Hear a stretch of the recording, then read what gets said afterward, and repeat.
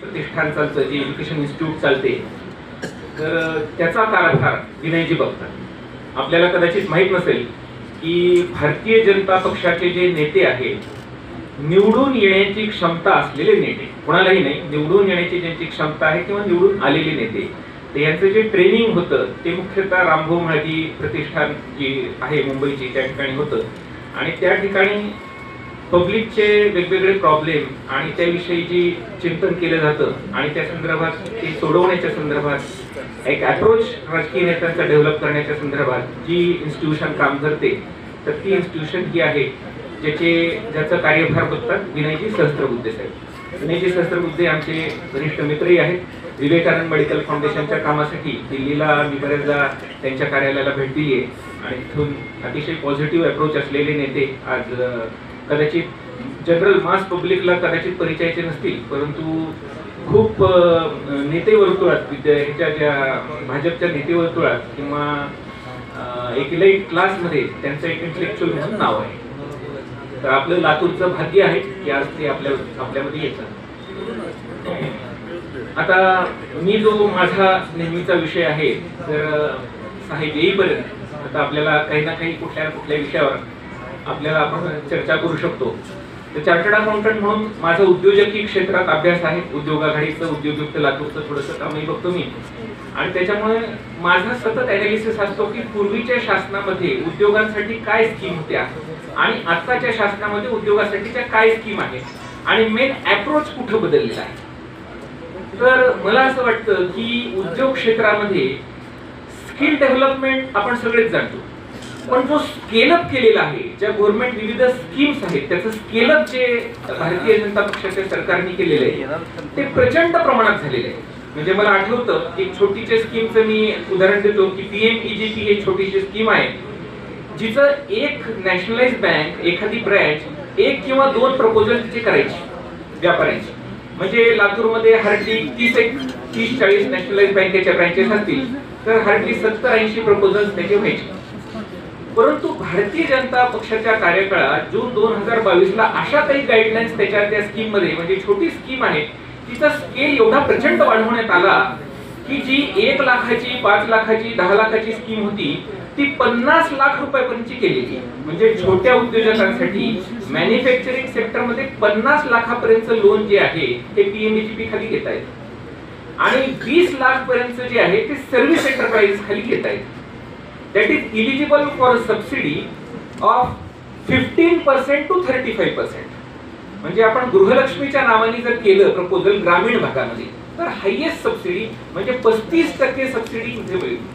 जर मॅन्युफॅक्चरिंग सेक्टरमध्ये गृहिणींच्या नावाने, गृहलक्ष्मीच्या नावाने आपण ग्रामीण भागामध्ये आपण जर काम केलं तर 35% सबसिडी मिळते 50 लाखावर. म्हणजे 50 लाखाच्या 35% म्हणजे जवळपास 17.5 लाख रुपयाची सबसिडी मॅन्युफॅक्चरिंग सेक्टरमध्ये मिळते. सर्व्हिस सेक्टरमध्ये ही सबसिडी जी आहे ती 20 लाखापर्यंत एलिजिबल आहे. तर 20 लाखाच्या 35% म्हणजे जवळपास 6 ते 7 लाख रुपये सबसिडी मिळते. त्याच्यामध्ये आणखीन एक प्रोव्हिजन अशी आहे की आपल्याकडे जो प्रवास आहे, नितीनजी गडकरी नेहमी बोलत असतात किंवा मोदीजी बोलत असतात की शेतीला उद्योजकतेकडे घेऊन जायचे. शेती हा मोस्ट ट्रॅडिशनल बिझनेस आहे. वर्षानुवर्ष, 1000 वर्षापासून शेती चालली आणि नॅचरली त्याच्यातले प्रॉफिट मार्जिन्स कमी झालेले. मग प्रॉफिट मार्जिन्स वाढवण्यासाठी काय करायचं, तर दिल्लीमध्ये जो थिंक टँक या विषयावर भाजपचा बसतो त्यांनी असं ठरवलं की शेतकऱ्यांना उद्योजकतेकडे त्यांनी प्रवास घेऊन गेला पाहिजे. आणि तो कसा करायचा, तर पशुपालनच्या पूर्वीच्या स्कीम होत्या 1 ते 2 गाई गोठ्यासाठी असायच्या. आता जे आहे की ही जी पशुपालन योजना आहे हिला जो दर्जा आहे तो सर्व्हिस इंडस्ट्रीचा दर्जा दिलेला आहे. त्याच्यामुळं आपण जर 20 म्हशी, 20 गाई घेऊन जर प्रकल्प चालू केला 20 लाखाचा, तर त्याच्यावर सुद्धा आपल्याला 25% जरी सबसिडी धरली तर 5 ते 7 लाख रुपयाची सबसिडी आपल्याला मिळते. गृहीत धरा की 20 लाख रुपयाचं कर्ज घेतलं पशुपालन व्यवसायासाठी मी किंवा माझ्या कुठल्याही सर्व्हिस एंटरप्राइजसाठी, जसं CA आहे, आर्किटेक्ट आहे, वकील आहे, इंटिरियर डेकोरेटर आहे, तर ह्या लोकांनी जर 20 लाखाचं लोन घेतलं तर ह्याच्यामध्ये घ्यायचंय लोन 20 लाखाचं, फेडायचंय किती, 15 लाखाचं. कारण का 5-6 लाख रुपये, 5 ते 7 लाख रुपये सबसिडी येणार आहे. मी कमीत कमी म्हणजे 25% सबसिडी धरली तरी 20 लाखावर 5 लाखाची सबसिडी हार्डली 2-3 महिन्यामध्ये येऊन पडते. मोदीजींचं काम फास्ट आहे, 3 महिन्यात ती सबसिडी येऊन पडते. म्हणजे घ्यायचीच 20 लाख, फेडायचे 15 लाख किंवा 13 लाख किंवा 14 लाख जे आहे. आणि ते फेडण्यामध्ये महाराष्ट्र गव्हर्नमेंटची जी डबल इंजिनचं सरकार आपण त्याला म्हणतो, देवेंद्रजींची किंवा शिंदे शासनाची जी योजना आहे त्याच्यामध्ये अण्णासाहेब पाटील महामंडळ आहे, परशुराम विकास महामंडळ आहे, अमृत महामंडळ आहे, वेगवेगळे असे जे महामंडळ प्रत्येक याच्यासाठी आहे. किंवा कुणालाच नसत तर सगळे अमृत मंडळामध्ये कुठल्याही जाती फिट होतात. तिथं 15 लाखाचं जे काही व्याज आहे, जी बँक आपल्याला व्याज चार्ज करणार आहे, त्या व्याजाचा परतावा महाराष्ट्र शासन आपल्याला देते. म्हणजे लोन घ्यायचं 20 लाख, फेडायचे 15 लाख, त्याच्यावरचंही व्याज महाराष्ट्र शासन देणार आहे. उद्योजकतेसाठी एवढी सुवर्ण संधी यापूर्वी कधीही नव्हती. त्याचं कारण असं आहे की हा देश, भारतीय जनता पक्ष जी विजन आहे, हा देश नोकरदारांचा नाही तर हा उद्योजकतेचा, स्टार्टअपचा, व्यवसायाचा, व्यापाऱ्याचा असा देश घडवायचा आहे. कारण एक व्यापारी, एक छोटा उद्योजक, एक महिला ती घरगुती उद्योग करू शकते, फावल्या वेळामध्ये काम करू शकते, स्वतःच्या मनाप्रमाणे येऊ शकते, स्वतःच्या वेळेप्रमाणे मार्केटिंग करू शकते आणि त्याच्यामध्ये ती स्वतःला तर एम्प्लॉय करतेच करते, इतर 4 लोकांना एम्प्लॉय करते. आणि त्याच्यामुळे ही जी स्कीम्स जी आता नवीन स्वरूपात आली, जुनी स्कीम पण नवीन स्वरूपात, जी 1 लाख 2 लाख 5 लाखासाठी स्कीम होती ती 50 लाखापर्यंत झाली. याबरोबर त्या स्कीमचं असं झालं की पूर्वी फक्त नॅशनलाइज बँका ह्या स्कीम ऑपरेट करू शकत असत.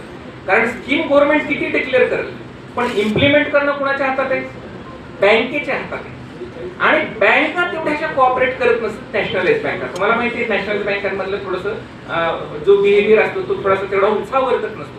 म्हणून मोदीजींनी किंवा गडकरीजींनी थोडासा जो प्लॅन आखलेला आहे त्याच्यामध्ये प्रायव्हेट सेक्टर बँका आणि कोऑपरेटिव्ह बँका यांना सुद्धा इम्प्लिमेंटिंग एजन्सी म्हणून त्यांनी परवानगी दिली. त्याचा परिणाम काय झाला?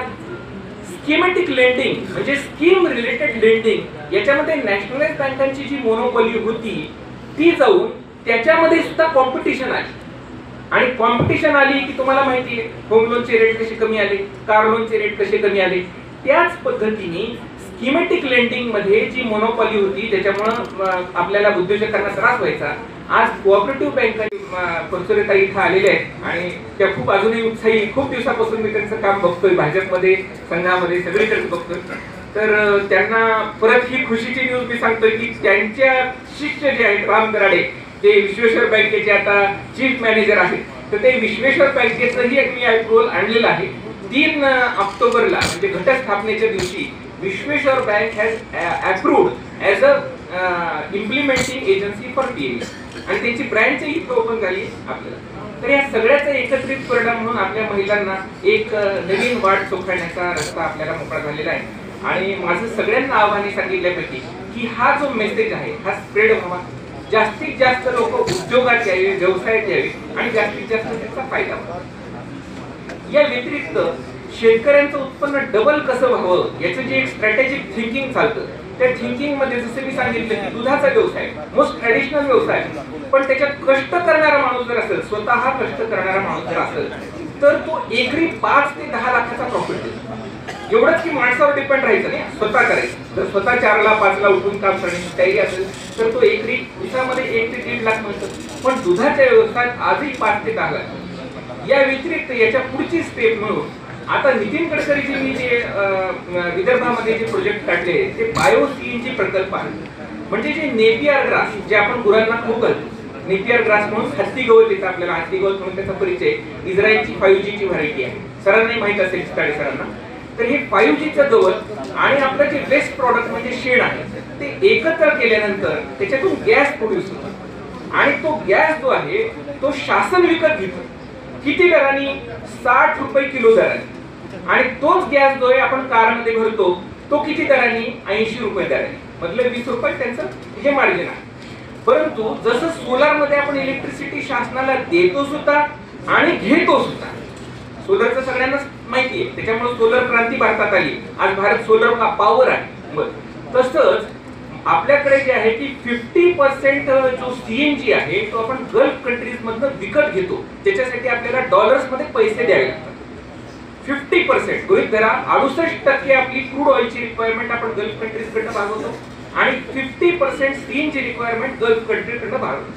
आता जो हा प्लॅन जो गडकरीजी आणि प्रधान साहेब त्यांनी जो तयार केलेला आहे त्याच्यामध्ये साधारणपणे 2 ते 3 मेट्रिक टन्स पर डे कॅपॅसिटीचे bio CNG plants all over India लावण्याचा जो प्लॅन आहे, लावण्याचे म्हणजे लावायचे आपल्यालाच लावायचे, फार्मर प्रोड्युसर कंपन्या करून एखादा ग्रुप करून, कारण त्याचा आउटले असा आहे किमान 20 कोटीचा तो प्लांट असतो, त्याच्यामुळे एकट्याच्या भरोश्यावर ते करणं शक्य नाही. पण आपण जर ग्रुप बनवले, एफपीओ झाले, फार्मर प्रोड्युसर कंपनी झाल्या, महिला सशक्तीकरण झालं, 100 महिलांचा गट एकत्र आला, तर निश्चितपणाने अशक्य नाही प्रत्येकाने 10-10 लाख रुपये इन्व्हेस्ट केले तरी आपण शोधन उचलू शकतो. बाकीचे काही लोन माध्यमातून, काही सबसिडीच्या माध्यमातून आपण ते प्रकल्प हातात घेऊ शकतो. आणि असा प्रकल्प जर आपण हातात घेतला तर शेतकऱ्यांचं जे नेपियर ग्रास आहे, जे ते ऑलरेडी उगवतात आणि जो त्यांचा गॅस म्हणजे काय म्हणतात शेण आहे, ते त्यांचं वेस्ट प्रोडक्ट आहे, ते घेऊन आपल्याला बेस्ट प्रोडक्ट तयार करता येईल. त्याच्यामध्ये करतात तो जो तयार होतो तो गोबर गॅस असतो. गोबर गॅस आपल्याला सगळ्यांना माहिती, गोबर गॅस फर्दर प्युरिफाय करतात, त्याच्यामधून अनवॉन्टेड कंटेंट जे आहे ते काढून टाकले जातात आणि फक्त मिथेन जो आहे तो मिथेन त्याच्यात ठेवला जातो. या बायो सीएनजी मध्ये मिथेनचं पर्सेंटेज 92% असतं आणि जो सीएनजी आपण गल्फ कंट्रीज कडनं विकत घेतो त्याच्यामध्ये मिथेनचं पर्सेंटेज 90 असतं. तर 90 मिथेनचं पर्सेंटेज जास्त ऍव्हरेज देईल का 92% जास्त ऍव्हरेज देईल? मला असं वाटतं की 92% जे आहे बायो सीएनजीचं ती जास्त ऍव्हरेज देईल. जर जसं जर्मन टेक्नॉलॉजी आहे की हळूहळू येते, गुजरातच्या काही कंपन्यांनी त्याच्या फ्रँचायझी मॉडेलिंग घेतलेलं आहे आणि म्हणून बायो सीएनजी हा फ्युचर फ्युअल आहे. जे गडकरीजींचं विजन आहे की शेतकरी म्हणजे अन्नदाता हा ऊर्जादाता झाला पाहिजे. तर गडकरी साहेब बोलतात म्हणजे ब्लफिंग करत नाही, जे बोलतात ते करतात. आणि तसंच मोदीजींचंही नाव आहे की जे बोलतात, राम मंदिर बोलले केले, बोलले सुद्धा नाही, ते कधी ऐकत नाही. राम मंदिराच्या अगोदर मी बांधेल असं कधी म्हणले नाही, पण ते बांधलं झालं. तर तसंच आपल्याला विविध क्षेत्रामध्ये सेल्फ सफिशियंट होण्याची ही एक मेजर संधी आहे. ही संधीच ऍग्रिकल्चरिस्टला डबल उत्पन्न करून देणार आहे आणि म्हणून या संधीचा जास्तीत जास्त फायदा आपण घेतला पाहिजे.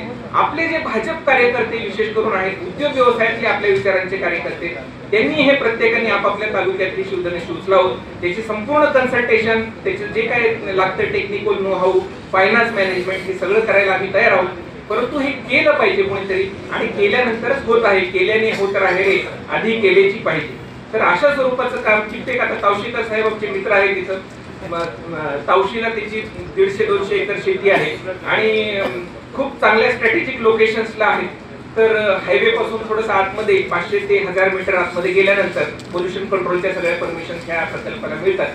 तर असे प्रकल्प घेण्याचा प्रयत्न आपण जर केला, जर प्रकल्प ओरिएंटेड काम इथून पुढे भाजप कार्यकर्त्यांकडनं झालं किंवा व्यावसायिक व्यापारी लोकांकडनं झालं तर मला असं वाटतं की हा भारत देश पूर्वीही समृद्ध होता म्हणूनच ह्याच्यावर आक्रमण झाली. आता त्या आक्रमणातून आपण बोध घेतलाय. चांगली संरक्षणाची व्यवस्था, तर उत्कृष्ट संरक्षणाची व्यवस्था मोदीजी करतात.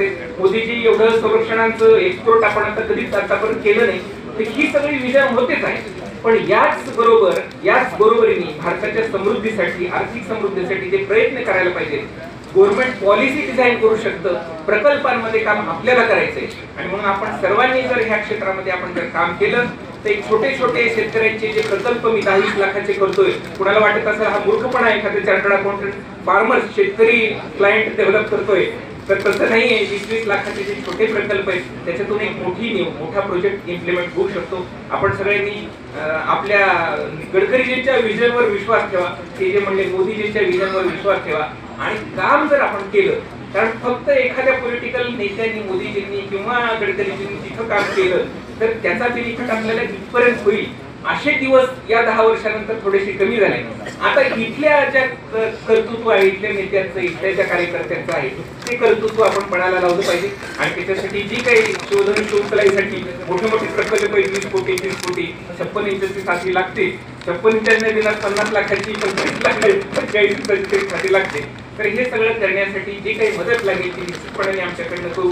आम्ही पूर्ण पहिल्यापासून अखिल भारतीय विद्यार्थी परिषद, विवेकानंद मेडिकल फाउंडेशन, संघ अशा संस्थांमध्ये पहिल्यापासून कार्यरत आहे आणि म्हणून भारताचा आर्थिक विकास व्हावा. संघाच्या प्रार्थनेत आपण जे म्हणतो की या देशाला पुनर्वैभवाचे दिवस आपण दाखवू, तर त्या पुनर्वैभवाचे दिवस दाखवण्यासाठी भारतीय जनता पक्ष उद्योग आघाडी, उद्योगयुक्त लातूर, लघु उद्योग भारती, उद्योजकांच्या ज्या काही संस्था आहेत त्या सर्वांनी एकत्र येऊन थोडंसं भारतीय जनता पक्षाने त्याच्यातले काही बॉटलनेक आले, एखादं लायसन्स मिळायला प्रॉब्लेम आला, कारण हे सगळे मोठे एक्सक्लुझिव्हचे लायसन्स वगैरे असतात, तर तिथं आमची सहकारी धोतेकर साहेबांनी आणि आपण सगळ्यांनी थोडंसं द्यावं. आणि असं जर केलं तर लातूर ही परत एक समृद्ध शहर होईल. आणि लातूर हे मिल्क डिफिशियंट शहर आहे, तुम्हाला कदाचित माहित नसेल, तर हे जे प्रकल्प आमचे सगळे यशस्वी झाले तर लातूर मिल्क सफिशियंट होईल. लातूरला जेवढे मिल्कचा पुरवठा होतो तो सांगलीमधून होतो, इतर गावामधून होतो, अकलूज मधून होतो. आणि याच भागात दूध तयार झालं तरी ताजं सकस दूध मिळेल, ती सुद्धा आपली गरज आहे. कारण सकस दूध जर आपण पिलं तर इथली जी नवीन जनरेशन आहे, इथे जे स्टुडंट्स आहेत ते धष्टपुष्ट होतील. धन्यवाद. आपण आपलं हार्दिक स्वागत विनायकी सहस्त्रबुद्धे साहेब, आपलं हार्दिक स्वागत आहे. धन्यवाद. मी चार्टर्ड अकाउंटंट आनंद बारपुते, भारतीय जनता पक्ष लातूरच्या वतीने आपलं हार्दिक स्वागत करतो.